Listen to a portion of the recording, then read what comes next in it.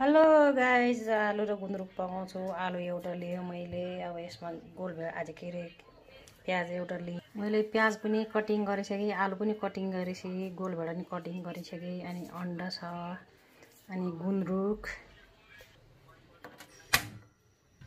अब कराई तात्यो, तेल राखेँ मैले, तेल ढोड्यो, मेथी ल्वाङ झान्दी तेजपत्ता पनि त्यसै, अनि प्याज हाल्ने। प्याज यतिको रातो रातो भएपछि आलु हाल्ने।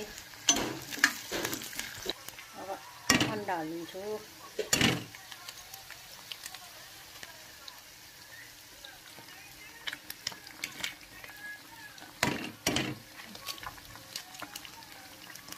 अन्डा हालिसकेँ मैले। अब मैले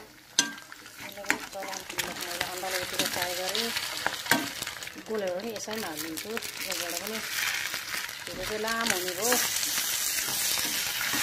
पेसा चाहिँ अलिक फ्राई गरिसकेको मात्रै हाल्छु मैले। एकछिन चलाइदिउँ। अदुवा लसुनको पेस्ट यो पनि यसैमा फ्राई।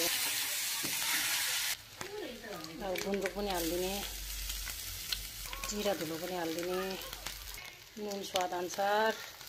कतिको पिरो मनपर्छ, खोर्सानी नै आफूले कतिको पिरो मनपर्छ, कति पानी हालिदिन्छु।